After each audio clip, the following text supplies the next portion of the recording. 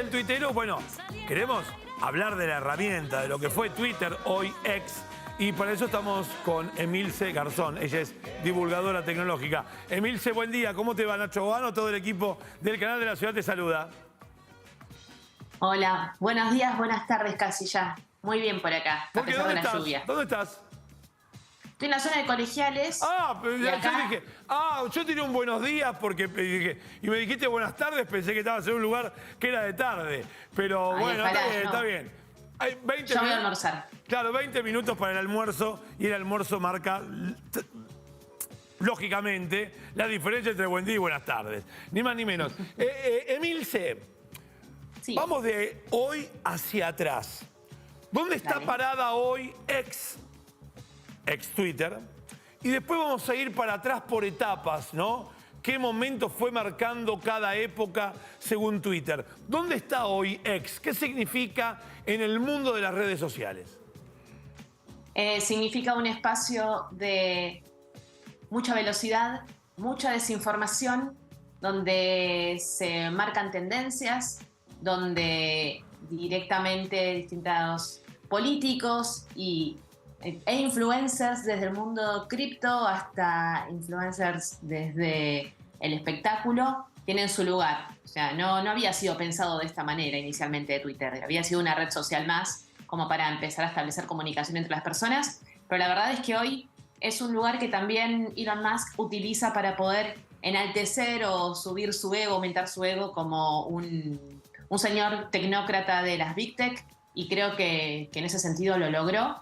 Y también está tratando de amplificar sus servicios en ese espacio. Así que vamos a ver cómo puede ir avanzando. Entre ellos, está intentando sumar su inteligencia artificial para que compita con ChatGPT, que se llama Grok, y va a ser de código abierto, y es su forma de llevar un tipo de guerra contra Sam Altman, uno de los que dirige ChatGPT.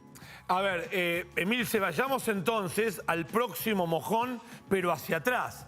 En la previa de la compra de Elon Musk por parte de Twitter, ¿qué era Twitter en ese momento, al momento de la compra o al momento de la venta, según donde nos querramos parar? La época de Jack Dorsey, ¿qué era Twitter? Sí. Bueno, Jack Dorsey, algo interesante que pasó con Twitter en un momento justo antes de la compra de Elon Musk, es que Jack Dorsey termina yéndose por razones de fuerza mayor, es decir, por los accionistas, incluyendo a personas que habían estado involucradas con conflictos políticos. O sea, más allá de Elon Musk, Twitter siempre significó en los últimos 10 años un lugar donde hay un conflicto político en general para definir o mostrar distintas tendencias de todo tipo del mundo político, justamente. Y ahí es donde tuvo una presión antes de que Elon Musk compre Twitter, para que él se vaya, Jack Dorsey se vaya. Hasta el momento había bastante moderación, incluso algo que fue clave fue la censura a Trump, que marcó un antes y un después, porque la verdad es que el tema hoy también es el Día Internacional de la Censura en Internet. Entonces hubo ahí una discusión muy fuerte sobre Trump y la libertad de expresión, donde competía Trump con una plataforma que él mismo había creado, que no funcionó. Pero bueno, era un lugar que, si bien siempre hay mucha viralidad y bastante agresión, se trataba de una forma a veces estricta cómo se podía llegar a hablar en esa red social, porque esto, insisto, hay desinformación. Sí, lo que pasó es que había muchas personas que se cuidaban en lo que decían, y no había una ganancia por parte de la compañía, es decir, la publicidad no era la suficiente como para que pueda sostener el equilibrio económico y financiero de la compañía, que fue otro punto más para que Jack Dorsey se vaya. Pero no había, por ejemplo, cuentas en las que vos pagabas suscripciones o no tenías una limitación en cantidad de publicaciones que podías ver por día, y la moderación había sido un punto importante que trajo esos problemas con Trump y demás. Sigamos retrocediendo y vayámonos a la primavera árabe, por ejemplo, principios de los años 10, del 2010, me estoy refiriendo claramente. Allí todavía, si no me equivoco, estamos con los 140 caracteres, las fotos consumían caracteres, los videos, por supuesto, después aparece los links acortados, para que uno pudiera derivar tráfico de red hacia otro lugar. ¿En qué momento Twitter estaba en ese momento? ¿Qué significaba Twitter? Bueno, en ese momento también tenemos que tener en cuenta que parte de su éxito tuvo que ver con la utilización de hashtags y que surgen desde ahí, desde Twitter, que fue lo que generó en definitiva esta idea de trending topic, que muchos periodistas, que muchas personas informen o malinformen de lo que estaba sucediendo en el mundo. O sea, permitía una velocidad, que fue la más llamativa, una velocidad tremenda, que pueda saber lo que pasa en la otra punta del mundo con una foto, donde no estaba la inteligencia artificial como la conocemos ahora, claro, deformando información. Era más difícil deformar la información. Pero sí, lo que pasaba es que el pasaje, por ejemplo, de 140 caracteres a 280 caracteres permitía una extensión. Empezó a pasar esta idea del ratio, cuando había un hilo de información, si había algún tipo de respuesta, de tweet en respuesta a algo que estaba posteado, digamos, la gente podía likear de alguna forma y llevarlo en la delantera. La realidad es que también sirvió mucho como lugar de novedades, pero que lo hacía de una velocidad muy rápida, porque tiene esta, a pesar de pasar de 140 a 280 caracteres, es muy poco, y empezó a generar influencers un poco más. A veces pensamos que Twitter tiene esto de, bueno, tiene el mismo tamaño, la misma dimensión que las otras redes sociales, ¿no? Que Instagram o que TikTok, que tiene más de 1.000 millones de usuarios. No llega a esa cantidad Twitter, pero sí ya desde ese momento marca una influencia muy concreta en distintos sectores. O sea, si vos pensás que todo el mundo usa Twitter, no, la verdad es que no lo usa todo el mundo. Mucha gente se aleja de Twitter, siente que la información es tóxica, también enseguida te informas de algo, pero lo que sucede es que tiene muchísima influencia a pesar de tener menor cantidad de usuarios activos por mes y por día. Emilce, al pasar, no digo que al pasar, no advierto inocencia o contarlo así nomás, 2 veces marcaste desinformar. ¿Cómo podemos advertir entre una información, una malinformación y una desinformación? Porque me parece que esos rasgos pueden ser del periodismo, no de Twitter. Necesariamente, ¿no? Pero es una opinión personal. Pero acá la especialista sos vos.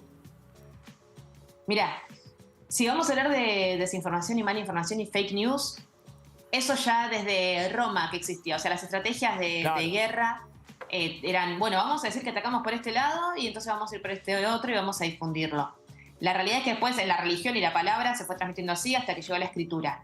Lo que sucede con Twitter, y para diferenciar, es que existen grupos de moderadores. O sea, actualmente Elon Musk está buscando contratar a más moderadores. Pero ¿qué pasa? Esa moderación se hace usando inteligencia artificial y tiene sesgos y errores. Y además, lo que sucede es que las personas, naturalmente, no estamos nosotros, porque bueno, somos periodistas y divulgadores, pero no estamos constantemente verificando en qué fuente, y lo contrarresto en una búsqueda inversa en Google. Entonces encuentro que lo de Kate Middleton efectivamente era una foto que ya se había sacado y fue retocada. Eso no sucede naturalmente. O sea, cada uno tiene sus intereses, la gente está trabajando 8 horas, no es algo que hagamos. Entonces, viene desde el trabajo de las plataformas en poder analizar qué información se sube, si también trabajar con agencias en conjunto. Entonces, ¿qué podemos hacer nosotros como usuarios? Primero y principal, siempre estar dudando. Dudar si es cierto o no, de entrada. Segundo, ver de qué fuente viene dentro de X. Hay cuentas que están verificadas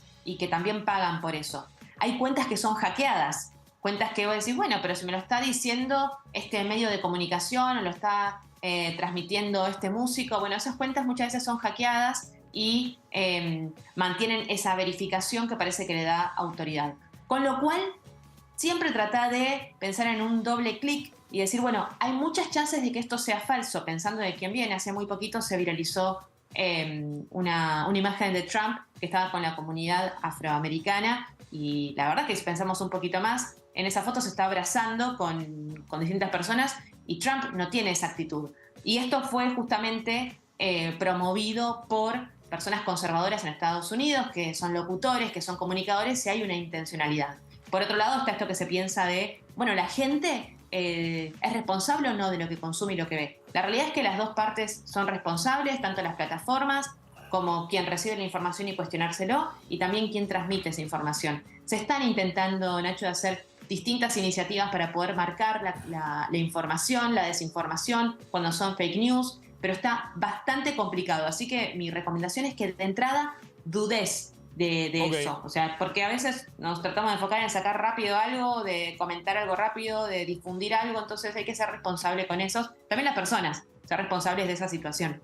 Emilce, ¿crees que perdió un poco la red social Twitter o X un poquito de su esencia ahora que se volvió todo mucho más comercial dentro de la misma red social? Porque como bien marcabas, hoy para tener la insignia de verificación tenés que pagar, y si vos pagás un monto fijo mensual, tu mensaje se va a replicar mucho más que por ahí alguien que no tiene la cuenta verificada y tiene muchísimos más seguidores, por ejemplo.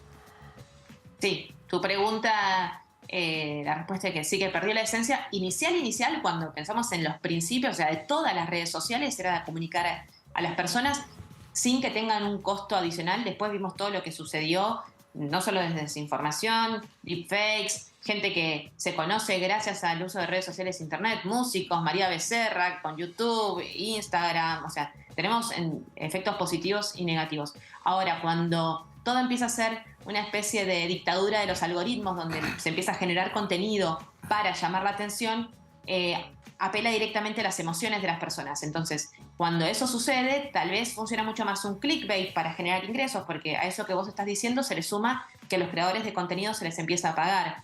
Entonces, también ellos eligen en qué plataforma aparecer y hasta dónde, cuáles son los límites que pueden establecer. Sí, necesita para una compañía para mantenerse, tener ingresos y estar en un punto de equilibrio.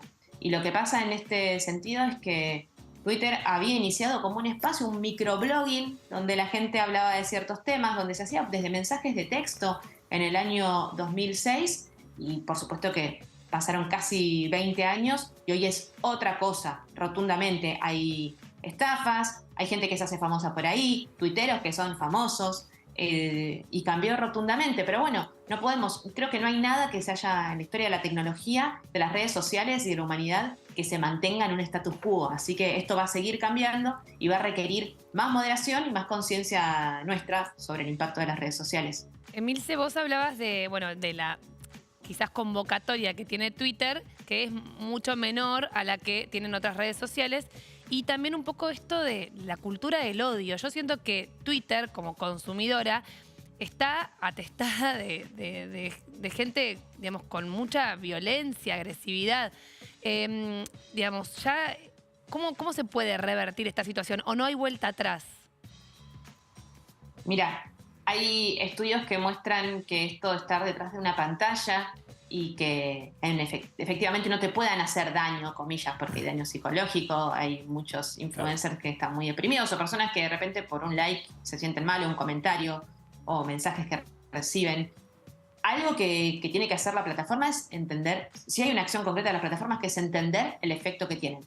Por ejemplo, si vos comparás Threads, que es la competencia de X por parte de Meta, tiene una moderación diferente, estemos o no de acuerdo, con la que tiene X, porque Elon Musk tiene su filosofía de ser un libertario desde el punto de vista de justamente la libertad de expresión. Es como él se declara un absolutista de la libertad de expresión.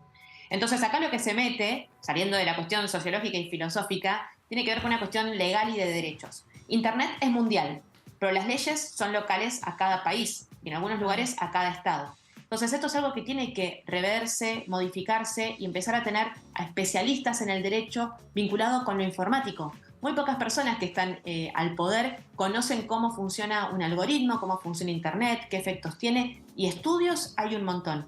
Entonces hay una mezcla de empezar a generar acuerdos y proyectos para moderar Internet en líneas generales, porque es muy difícil de llegar a un único acuerdo, y sí empezar a entender que también eso que vemos en Internet son nuestros sesgos y nuestra personalidad exacerbada.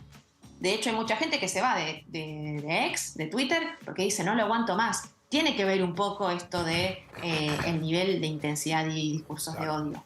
Digo, me meto en filosofía barata y zapato de goma, porque, claro, voy a que ¿es la herramienta la del odio o es quien participa? Porque en una de esas yo puedo ponerme a recitar poesía en Parque Lezama. 2 se paran y me aplauden. 2 me dicen, cállate, gordo Gil. Otro de lejos me dice, trolo. O sea, queriendo insultar. Puede que sea de la naturaleza humana más que de la herramienta.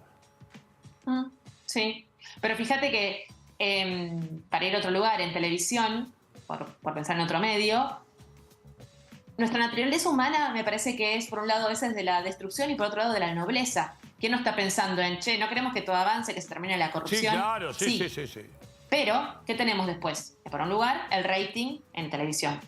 Después tenemos en las redes sociales los algoritmos que benefician a unos u otros no. Yo lo voy a contar en mi caso autorreferencial. Cuando yo hablé de una temática vinculada con el aborto y lo que estaba haciendo Facebook con las personas que también se sentían discriminadas en ciertas situaciones, y yo subía un reel a mi Instagram, no lo mostraba. Sin embargo, cuando vos hablas de otra cosa que tenga más clickbait, lo muestra más. Claro. Entonces, hay una responsabilidad de la plataforma en elegir qué mostrar y qué no mostrar. Hoy en día, X no te muestra todas las publicaciones naturalmente sin pagar nada, ¿no? O sea, un usuario que no paga en la plataforma, no te las muestra por orden cronológico.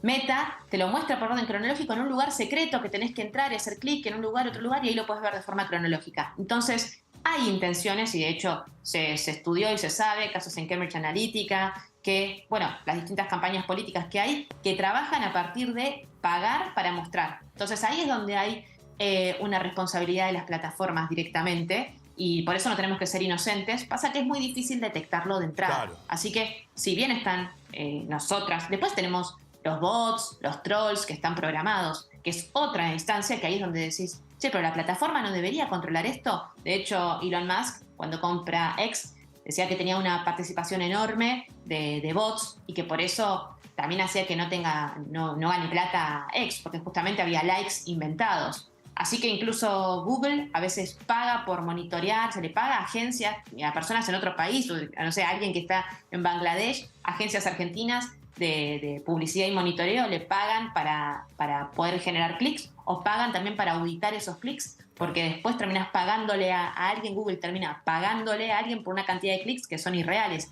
Así que hay toda una dinámica de masificación y de responsabilidad dentro de las plataformas de quienes dirigen esas plataformas. Emilce, por último, me gustaría preguntarte para vos, dentro de todo lo que conocés y de tu sapiencia, un gran tuitero internacional y quién te parece un gran tuitero nacional.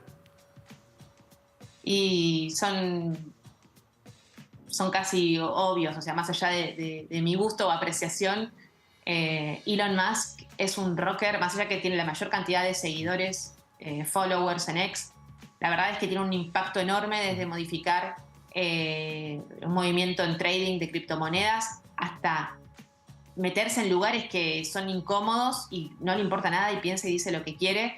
Me parece que a nivel internacional, aunque a mí no me guste lo que dice, es un gran tuitero pensando en la relevancia y el efecto de quiero mover el avispero. Y en Argentina, Javier Milei está siendo hoy en día un gran tuitero. Marcos Galperín también.